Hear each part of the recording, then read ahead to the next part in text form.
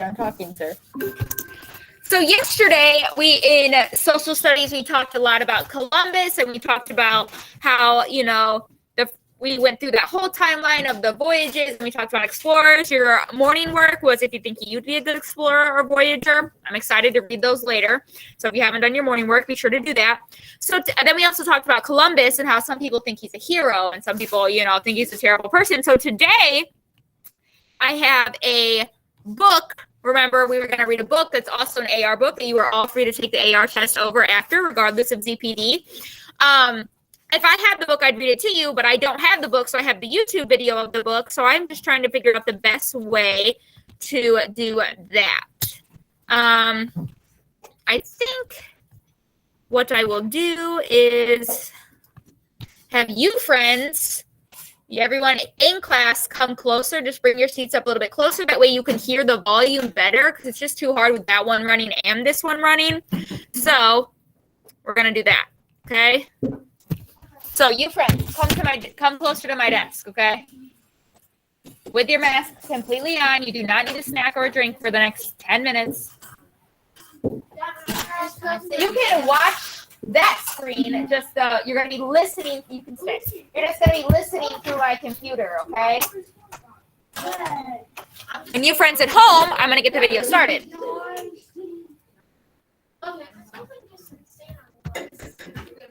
Isabel, you're moving a seat. Not that crazy, love.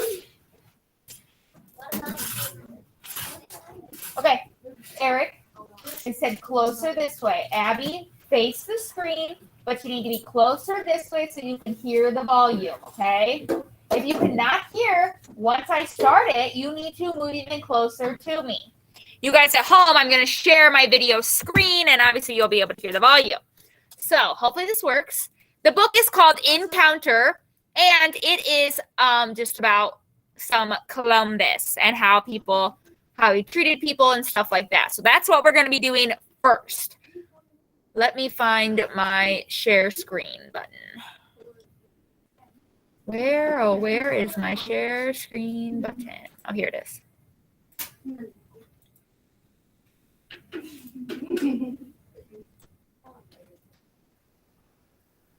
All right, the video is about 9 minutes. Remember, it's a full book. You can take the AR quiz. Yay. Okay. Full screen. John, you can shut off one of the lights. All right, I'm going to start, and I'll talk to you guys again in 9 minutes. It doesn't matter. Close. Encounter, written by Jane Yolen, illustrated by David Shannon. Alicia. The moon was well overhead, and our great fire had burned low. A loud clap of thunder woke me from my dream. All dreams are not true dreams, my mother says, but in my dream that night, 3 great winged birds with voices like thunder rode wild waves in our bay. They were not like any birds I had ever seen, for sharp, white teeth filled their mouths. I left my hammock and walked to the beach. There were my dream birds again, only now they were real. 3 great sailed canoes floating in the bay. I stared at them all through the night. When the sun rose, each great canoe gave birth to many little ones that swam awkwardly to our shore. I ran then and found our chief still sleeping in his hammock. "Do not welcome them," I begged him. "My dream is a warning." But it is our custom to welcome strangers, to give them the tobacco leaf, to feast them with the pepper pot, and to trade gifts. "You are but a child," our chief said to me. "All children have bad dreams." The baby canoe spat out many strange creatures, men but not men. We did not know them as human beings, for they hid their bodies in colors like parrots. Their feet were hidden also, and many of them had hair growing like bushes on their chins. 3 of them knelt before their chief and pushed sticks into the sand. Then I was even more afraid. Our young men left the shelter of the trees. I, who was not yet a man, followed, crying, "Do not welcome them, do not call them friends." No one listened to me, for I was but a child. Our chief said, "We must see if they are true men." So I took one by the hand and pinched it.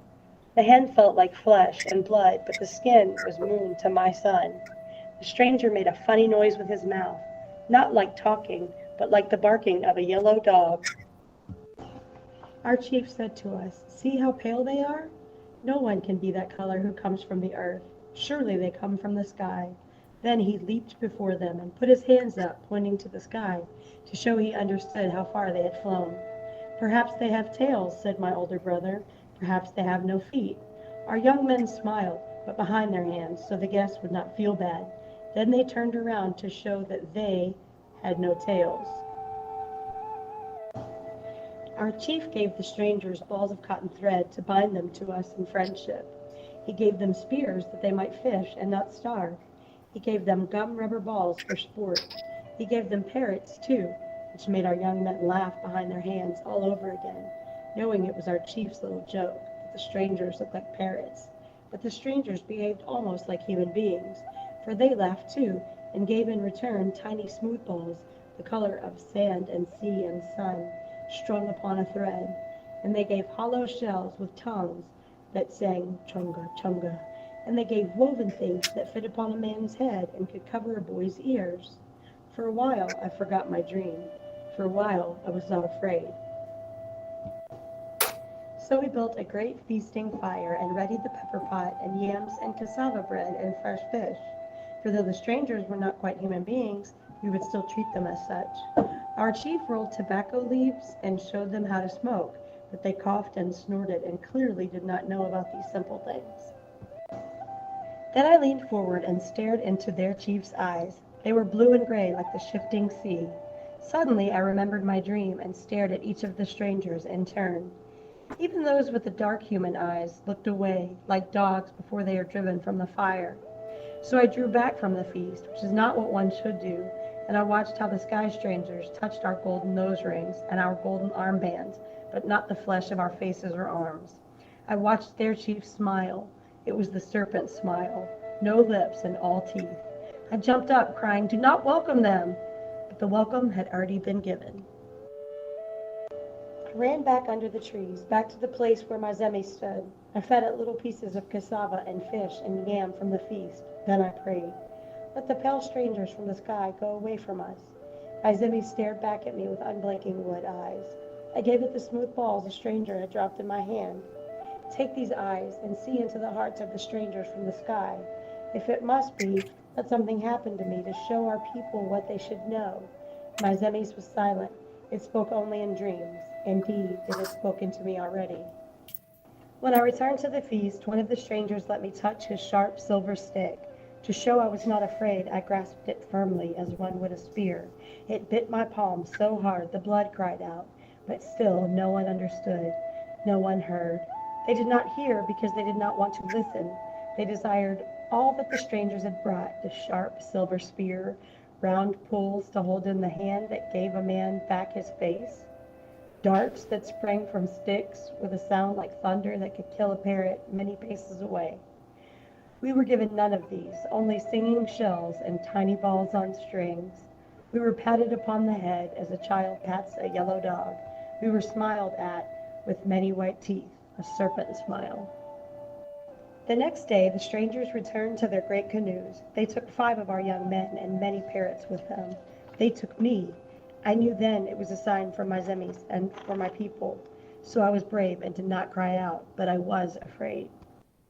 That night, while my people slept on shore, the great sailed canoes left our bay, going farther and farther than even our strongest men could go.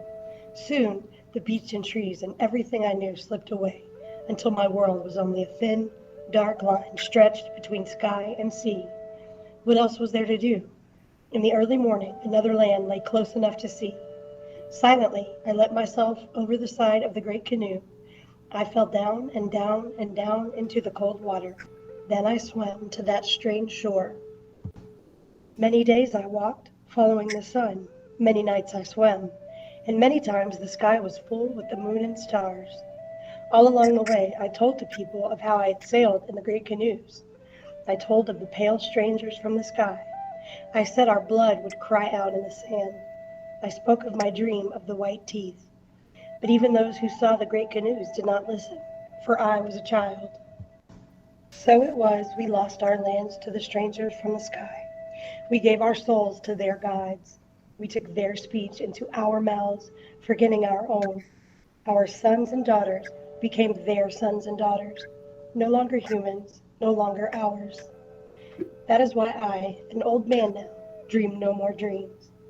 That is why I sit here wrapped in a stranger's cloak, counting the stranger's bells on a string, telling my story. May it be a warning to all the children and all the people in every land. Author's note. When Christopher Columbus landed on San Salvador, his first landfall in the New World, on October 12, 1492, he claimed the beautiful little green island for his king and queen and country. Yet it was not an uninhabited island upon which he set the Spanish flag. The Taino people lived there and called the place Guanahani after the island's many iguanas.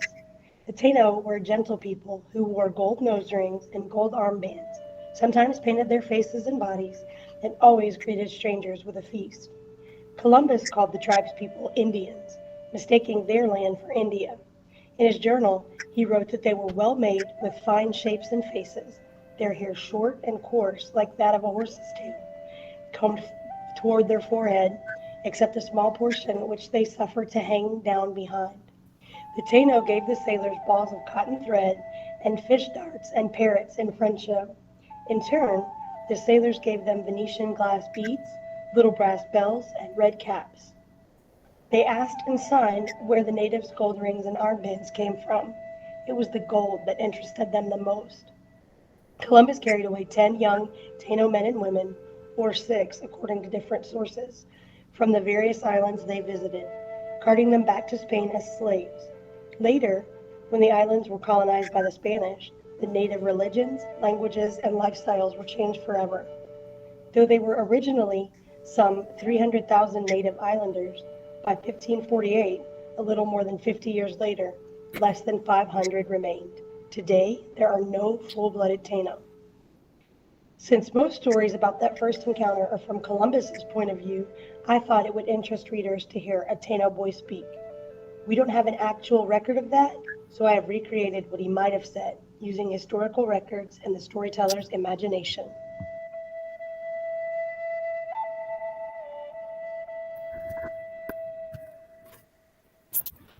So I've got my essay written, and I've been working on it for about a week. All right, back to your seats, friends. All right, so that was a book from someone's point of view that obviously didn't think Columbus was the most amazing person in the world, that he was not necessarily a hero, but he was someone that took land that was not his and enslaved people. So that was just a book. It is called Encountered. I will post the link to the book on your Google Classroom shortly. I don't know, after this lesson. That way, if you feel the need to take an AR quiz on it, you are welcome to. Mr. Malik, a question? I looked the book up on Renaissance. Mm-hmm. And it's 0.5. Okay, so it's worth 0.5. You're free to do that if you want. You're more than welcome to do that, everyone. But now that we have read that, we're going to continue on with our magazine. So friends, here, get out your magazine. We are on page 8. If you're at home and have your magazine, fabulous. If you don't have your magazine, you're welcome to just follow along on my screen.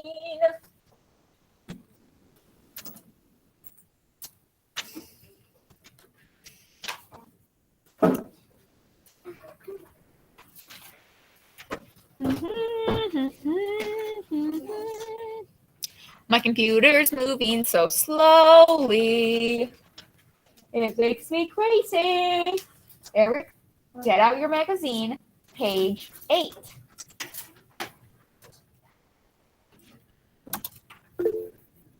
Yes, Zoe? I won't be coming back this week, Okay. sadly. Okay. I'm gonna miss the party. Well, we're doing our movie and stuff Friday, but the game we are going to play, I'm going to save for when everyone's back after Christmas break. So, okay, computer. Why must you not work? Okay, 8, 9, and 12. Okay, so today we're going to read about conquistadors and more. Dun, dun, dun, dun. Mrs. Kneiffel's probably going to mess up that word 46 times because you know what? Is Mrs. Kneifel perfect? No. So, dun, dun, dun, dun. Starting on paragraph 1, it says, what do you think of someone who takes something that doesn't belong to them? Obviously, we don't think they're like, if Mrs. Kneifel just rolled up and was like, you know what, Claire, I like your water bottle. I'm going to take it. Like, would that be very nice of Mrs. Kneifel? No, obviously not. We wouldn't want someone to take something that doesn't belong to them. What if it's something that person really, really wants? What if it's something that an entire country really, really wants? So we're going to talk about, obviously, someone or some people taking something that wasn't necessarily theirs. Claire, I'm not going to take your water bottle. That would be very rude. All right, so the European exploration of the Americas presented European nations with an opportunity for great wealth. Spanish explorers called conquistadors led military campaigns throughout the Americas in order to obtain wealth. As they traveled, they claimed the lands they saw for Spain. So remember, America was already owned by some of the Native Americans there, right? It was already their land. But then the Spanish were claiming things for Spain, and then also the Europeans were claiming things for Europe. So everyone's wanting everything. But originally, who said it was their land to even take or to claim? So now we're going to read about the Aztec and the Inca. The Aztec and Inca empires controlled large areas of Central and South America. You can still see ruins of these empires today in Mexico and Peru. Each empire had a large skilled army, but civil unrest and new diseases weakened them. As a result, Spanish conquistadors were able to defeat them. So these empires, Aztec and the Inca, they they controlled a lot of Central and Central America and South America. Well, what is today Central America and South America? But they had large armies, but civil unrest, that means like fighting with amongst each other, and new people coming in and new sicknesses, they were able to be weakened, and then the Spanish was able to defeat them. So if my computer scrolls, we can look. So the Inca Empire was this dark color. The Aztec Empire was over here. The Portuguese claimed all of this, and all this dark brown was eventually claimed by the Spanish. Dun, dun, dun, dun. Here, let's read this little guy. This is at the top of your magazine on the right. It says, with a force of less than 200 men, 200 is not a huge number of people. That would be like the third, fourth, fifth, sixth, probably-ish, about 200 kids. Francisco Pizarro ambushed the Inca Empire, whatever that empire's name is. Pizarro soon executed whatever that word is, and joined with the Inca's enemies to help put down resistance. Diseases caught from earlier European explorers had already killed off many Incas before Pizarro arrived. Others had died in the Civil War. The Altfilia had waged against his brother. This lack of stability helped Pizarro defeat the Incas. So it wasn't even this Pizarro guy that brought all his men and was like, I'm going to win. He did not do it all on his own. Civil War, people fighting amongst each other, and other diseases had already helped kill people off and get rid of them. And then he came in and was able to defeat them. Only with 200 people, because so many people had already been killed off. The Protestant Reformation. So this is back on the left-hand page in the middle. The Protestant Reformation spread through Europe in the 16th century. The goal of the Protestants was to reform or change the Catholic Church. As Spain claimed more and more territory in the Americas, priests and missionaries worked to convert native people to Catholicism. Can't say that word today. So once again, it is this I talked about religion has always been pushed in every century of the world ever. And as Spain was taking over the native people of the United States, you know, Native Americans who had their own religion, believed their own things. Remember, we learned a lot about, you know, the spirits they believed in and things like that when we were reading about Native Americans. They decided, well, we need to reform you. And they tried their hardest to make everyone else be, you know, join the Catholic Church. So that was a big push that they had. I cannot read this guy's name, so I'm just going to, well, his first name is Juan, so I'm going to call him Juan because I can't read the rest of his name. Oh, no. Oops, sorry. Let me scroll back. Oh, no. Why? Sorry. Okay, no. Dang it. All right. Juan is known as the first European to discover California. He was looking for rich cities and an all-water route through the Americas. He found neither. Is there a water route that connects the east to the west coast? No, there's not. We don't have that. So he was looking for something that doesn't exist. And rich cities, guess what? Not many people had been to California, if really any at all, besides like Native Americans. So he wasn't finding rich cities. So he found neither. Francisco Marquez de Coronado traveled from Mexico to present-day Kansas by looking for the legendary 7 golden cities of Cibola. Members of his group were the first Europeans to see the Grand Canyon and the Colorado River. They never found any golden cities. So, once again, Juan and this Francisco guy, you know, they hear stories of things. They want the riches. They want the wealth. So, once again, they're exploring. They're going to find things. Well, Juan didn't find anything he was looking for. He didn't find the water route he wanted. He didn't find the rich cities. Then Francisco, he found something amazing. I mean, he found the Grand Canyon. Like, someday Mrs. Kneifel would like to go there. So that was probably amazing. But he didn't find any cities made of gold. So they didn't necessarily find what they were looking for. But they were still out there exploring. And now we're going to read about 3 different people's names that I'm really bad at reading. So I apologize in advance. First, we're going to read about the guy on the left. Hernando de Soto helped Perazo conquer the Incas. Later, he took 600 men and traveled from Cuba to Florida. He voyaged by land through present-day Georgia, the Carolinas, Tennessee, Alabama, Mississippi, and Missouri. He fought with native peoples, including the Mobile people of Alabama. De Soto died on the journey and was buried along the Mississippi River. So, he was traveling and he was fighting with everyone that he came across, and eventually he died along the way. Now, Juan Ponce de Leon? De Lino? It's Juan Ponce de Leon. Sweet. Juan Ponce de Leon was the governor of Puerto Rico until he lost his position to a political rival. Seeking new land, he explored the Caribbean. In 1513, he landed on North America mainland and named the region Florida. A later attempt to settle Florida failed when Native Americans attacked.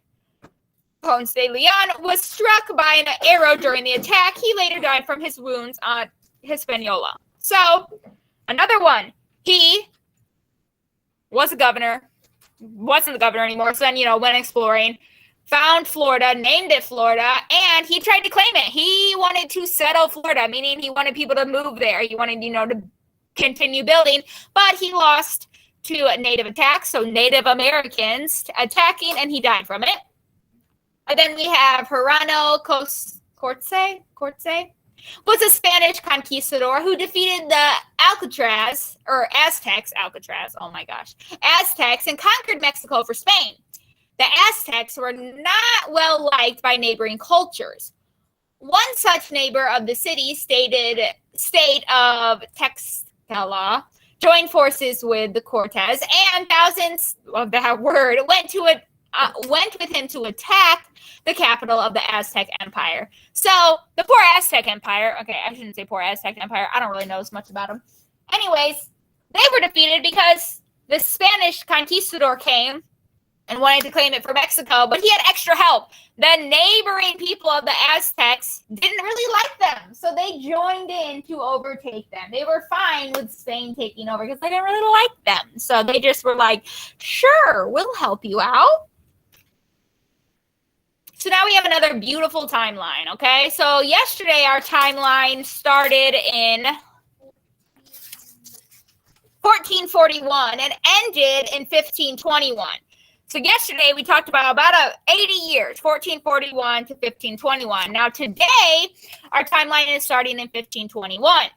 Prince de Leon returned to Florida to establish a Spain settlement, but was driven away by well-armed native people. So he wanted to get Florida. Did he get Florida? No. And he also died. The Cortez conquers the Aztecs and claims Mexico for Spain. Remember, he had extra help because the people didn't really like the Aztecs around that.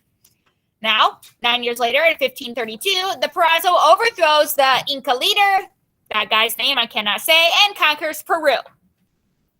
So as you can see, there's lots of changing hands of these different nations. In 1535, Purazo found the city of Lima.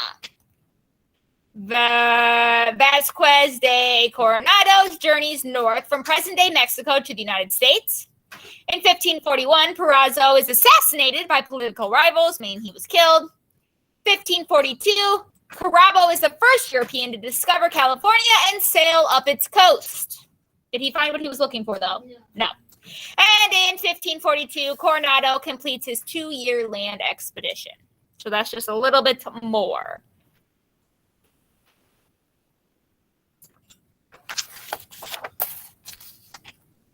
So just a little extra think. Millions of native people were infected and killed by just the germs that were brought over from all the other countries, specifically the European explorers.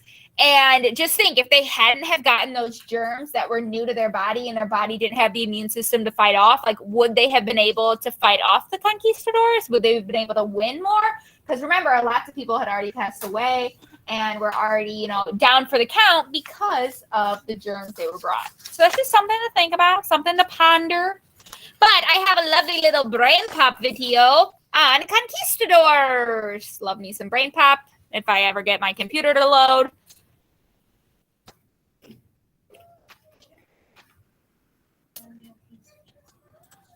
All right. Brain pop.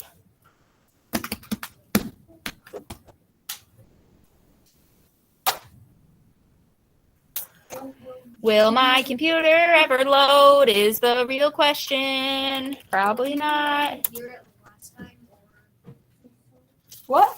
last time we were reading the book earlier and it was hard to do. Will we be able to have to read it back or not? We'll see. I think that one was just a little bit quieter. I feel like Brain Pop's a little bit louder. What? Maybe your brain pop is loading because you have too many tabs open. I have this amount of tabs open every day, Isabel. I need a new desktop. That's my real problem. I'm on the list to get a new one. Oh, cool. Why don't you add a list to send and say, hey, I want a new desktop because my old one won't work? Well, the school will get me one. I just have to wait till they come in. I'm on the list. All right.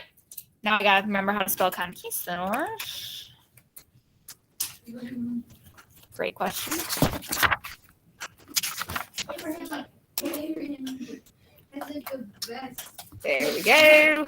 See, if they put CO, the first thing that pops up, Abraham. First thing that pops up in my brain. What? All right, friends. This is about a 4-minute video.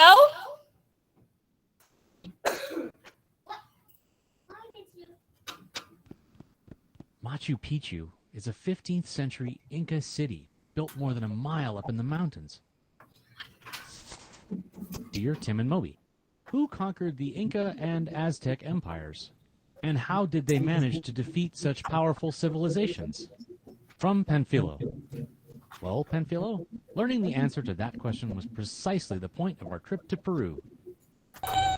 Well, yeah, it would have been pretty cool to see it at its height, but since it's been 500 years...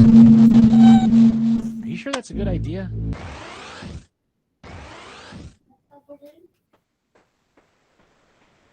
This is amazing. What year is it? 1532 is the year Francisco Pizarro defeated Atahualpa, the Inca emperor. Oh, Pizarro is a conquistador. That's a Spanish word that means conqueror. The conquistadors were Spanish and Portuguese soldiers who traveled to the Americas to colonize it. They were violent and ruthless with the native people they encountered. Thousands were murdered, and thousands more were forced into slavery. A lot of factors came together to make the conquest possible. Christopher Columbus had just arrived in the Americas, opening the door for other Europeans to follow him. The continent was rich in natural resources, especially precious metals like silver and gold. Conquistadors saw a fantastic opportunity to gain wealth and power. They also sought glory for their home countries. Their missions were sponsored by kings and queens who were also hungry for money and power. Back then, the major European countries were competing against each other to form the biggest, richest empire, and they were setting up American colonies as fast as they could. The idea was that whoever got the most land and the most loot could dominate the others. You're right, religion was also a major factor. Christian kings and queens wanted more Christians, along with gold and land. So the conquistadors were followed by priests whose job was converting the native people to Christianity. If anyone refused, punishment came down hard. Even though they were always outnumbered, the conquistadors managed to overpower mighty empires. Like here in 1532, Pizarro had fewer than 200 soldiers. The Incas outnumbered him 10-1. But he had steel swords, horses, and firearms, while the Incas only had bronze weapons and stone knives. The conquistadors also had an additional invisible weapon. Sicknesses like smallpox had been around for centuries in Europe, but were completely unknown in the Americas. The native people were defenseless against these microscopic invaders and died by the thousands. In 1521, disease helped Hernán Cortés defeat the Aztec Empire in Mexico. He captured their capital city with an effective military strategy, but also because smallpox had already killed so many Aztecs. Once the native people had been conquered, their lands were seized. They became colonies of Spain and Portugal, which is why most people in Latin America speak Spanish or Portuguese today. The native people were enslaved. They were forced to work in mines, in rich Europeans' homes, and on big plantations called encomiendas. The Spanish Empire became the largest and most powerful in the world, but it didn't last forever. By the end of the 19th century, most Latin American countries had won their independence. What's that sound? Get us out of here.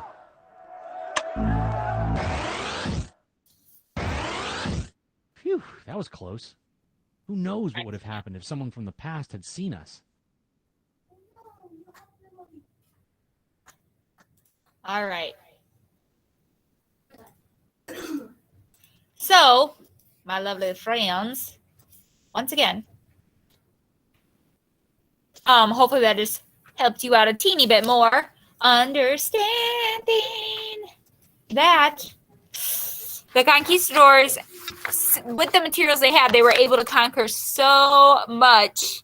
And, you know, just like how it started, they kind of took things that weren't necessarily theirs, right?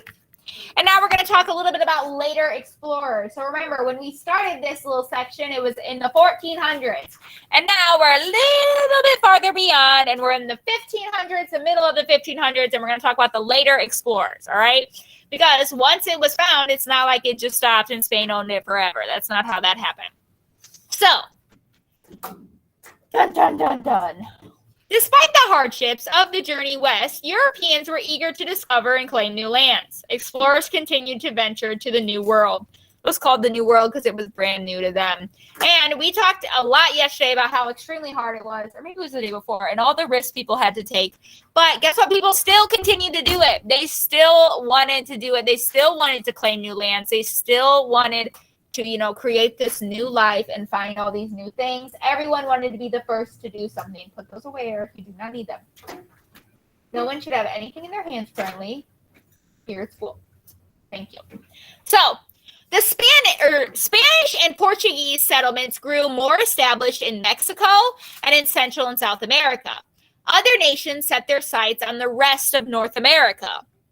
So South America is down low. Central America is going to be in the middle. And then North America is where we live in present day.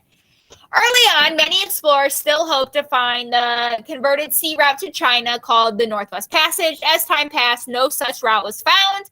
Other opportunities presented themselves, however. The New World proved to be rich in natural resources. Name a natural resources that is here in the United States or Central America or South America. What's a natural resource? John? Stone and gold. Yeah, we have coal. Eric?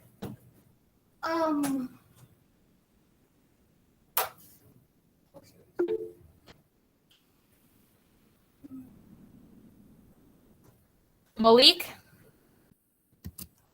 Wood. Wood. Wood from trees. Think about all the forests that were there. Think about all the rivers and the lakes filled with fish. And obviously, put your hands down. We have some natural resources like fossil fuels that they didn't necessarily use.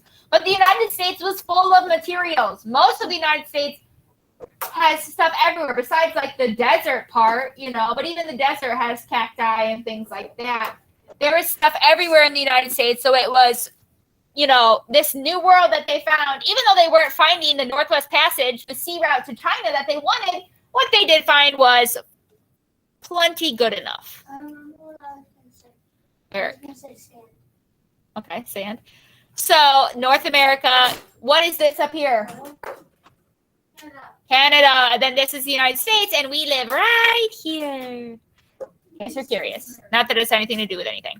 So the Europeans still hoped to find a direct route to China through North America continent. Many waterways emptied into the Atlantic Ocean and the Gulf of Mexico, which we know. Look at all these waterways, Atlantic Ocean, Gulf of Mexico. This gave them hope that such a route existed. North America, however, is a big continent. Obviously, this big chunk. No river stretched across it. The only true Northwest Passage lies in the dangerously icy seas of northern Canada, which most people probably aren't going to venture through. And we just talked about that a little bit ago. No river goes from here to here. The coasts are not connected via water. That's just not something of North America. More people's names that I cannot say, sadly. So we got these two friends. Why are these drawings of them and not a photograph? Abby? Because it was a really long time ago before pictures were invented. Yeah, before cameras. That's why. Okay, these are just images. This is the best we have. Hopefully, these are right. No cameras back in the day, so these are, as good as representations as we have from them. So, Giovanni de Verenzo, an Italian explorer working for France, was looking for the sea route to Asia. His voyages took him along the North American coast. There, he first spotted New York Harbor. He continued north to Newfoundland before returning to France. He made 2 additional trips to the New World and was killed by Native Americans on his final voyage. So the New World is this. This is the New World that they're referring to. The United States, present-day United States and North America. That's the New World everyone's talking about. And so he spotted the New York Harbor, doing all these trips. He's working for someone in France. So remember, someone's sponsoring or paying for him to be there. But eventually he was killed on one of his voyages. Then Jacques Cartier, a French explorer, was sent to find the Northwest Passage. Remember, the passage, water route to China, which they don't have. His voyage took him to St. Louis River, which is in now Quebec, Canada. On a later voyage, he tried to establish a colony in the area. Before the colonists arrived, Cartier found that what he thought were gold and diamonds. He took the stones and hurried back to France. He soon learned that he was wrong and the stones were worthless. The colonists he left behind lasted through one harsh winter before giving up and also returning to France. So this guy that was like, yeah, I'm going to create a place to live, an establishment. He brought all these people here, and then he found what he thought was, precious metals, and then he just left them. Him and his good ideas, everything he was going to create, he left and went back to France. So the people only lasted one winter without them. Winter in Canada is extremely harsh in most places because it is farther away from the equator. So they only lasted one winter in Canada, and then they all went back to France. Just wasn't worth it. They didn't have what they needed. Canada's winters definitely a little harsh. More fun-looking people with their fancy little collars on. King Francis I of France. Nice, Francis of France. All right. Sponsored Jacques Cartier's multiple voyages to North America. Cartier kept promising that riches lay farther west. Cartier, however, continued to return without any gold or gem. The king commissioned a colony in order to secure French land claims. When the colony failed and no riches were found, France lost interest in exploring the New World for the next half a century. So, because this one guy and his, colony was established and nothing good was found for half a century, so 50 years, France was like, meh, who cares? We don't even need to explore. We don't need anything. Whatever. Who cares? And then Henry Hudson led 4 voyages to North America in search of Northwest Passage. Once again, the trade route to Canada, never found it. The Hudson River in New York and Hudson Bay in Canada are named for him. Henry Hudson. Oh, look, Hudson River, Hudson Bay. He was the first European known to have explored these waterways. His fourth voyage ended in mutiny or rebellion that left Hudson behind as the ship returned to England. So mutiny, meaning all his people or whoever he was with turned against him. So he was left in New York and everyone else got on the ship and returned without him. So obviously that was probably not how he was planning for it to go, right? No, I don't think he was planning on being left behind by his peeps. But the waterways are still named after him.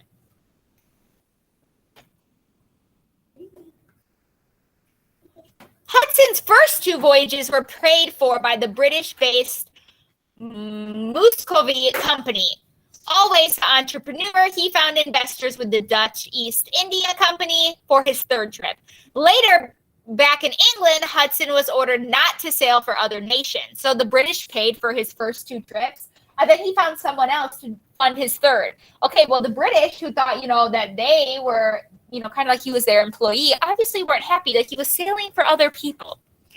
The British East Indian Company joined the Muscovy Company in sponsoring his 4th voyage. These territories he charted were split between the British and the Dutch claims. So eventually they joined together. They were able to fund his trip.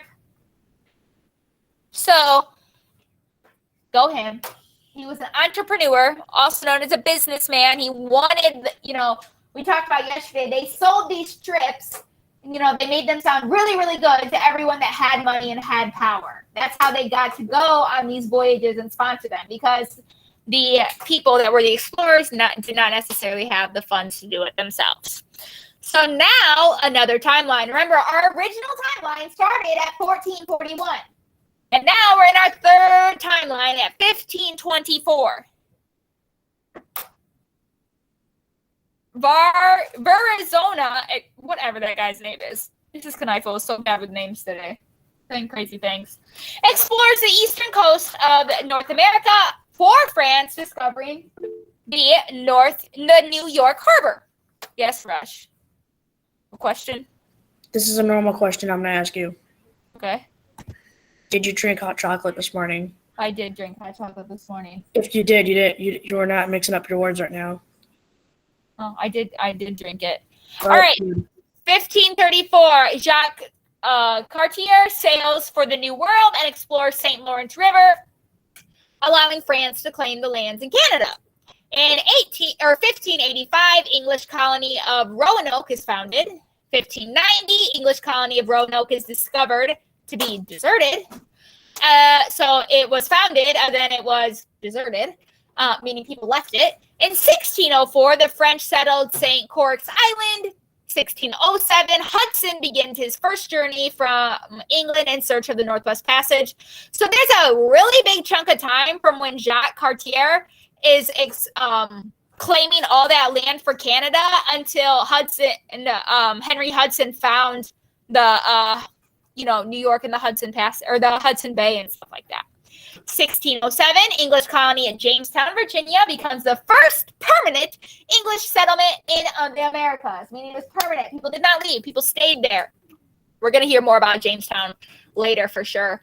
In 1608, Hudson begins his 2nd voyage from England. In 1608 as well, French explorer Samuel de Champlain builds a fortress in what is now Quebec City, which is in Canada. Quebec is in Canada. In 1609, Hudson begins his 3rd expedition and discovers the Hudson River in present-day New York. So 1609 is like 80 years 70 years away from when this Jacques guy was all the way up in Canada. In 1610, Hudson's fourth and final voyage leaves him to discover Hudson Bay, Hudson Strait, north of Canada. And 1620, English patriots known as Pilgrims sailed to North America on the Mayflower. So remember, all the people, I'm sure you've heard of the Mayflower before. If you haven't, we're going to hear more about it really soon. All the people who wanted to leave England for, freedom of religion, they hopped on the Mayflower, came to the United States, the New World, life was going to be better. It was rough life, though. So, does anyone have any questions? I know that's so much information, but remember, the point of this is to just give us background information for when we come back after Christmas and really start talking about the early settlements. So early settlements is what we're going to be doing when you come back. But we didn't want to skip from Native Americans to early settlements. We wanted to give you a little bit of background knowledge of all the people who came to North America, Central America, and discovered it along the way. And obviously, it was over a span of like 200 years. It was not, our first timeline started in 1441, and then in 1620 is when the Mayflower came with all the pilgrims. So 1620 minus 1441, that's 179 years. So 179 years is what we didn't want to necessarily skip. That is when all of these voyages were happening. What questions do we currently have? Anyone? Malik? Do you have questions, sir? When the Pilgrims got on the Mayflower, I think that was on Thanksgiving. So Thanksgiving happened because once the Pilgrims came here to the United States, there was some peaceful times when the Native Americans and the Indians met, and that's known as Thanksgiving, when they met and had a feast. But Thanksgiving is on a Thursday every year, which means technically the date changes of it. So what was the actual date of the first Thanksgiving? I have no idea. But so Thanksgiving's on a different day of the month of November every year. It's always like I don't know if it's the last Thursday in November or something. But yeah, Thanksgiving happened because the Pilgrims and the Native Americans had some peaceful times. So any other questions, comments? Rush, your hand is up.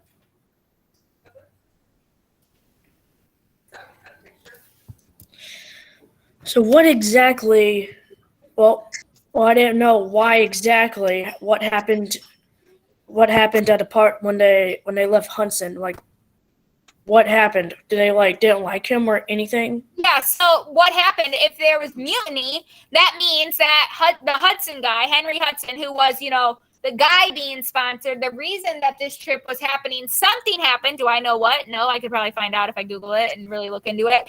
Something happened where the people he was with turned against him somehow, and he was left. He was left in New York, and with present-day New York, and everyone else went back to England. They just left him. So they turned against him for some reason, and he was left.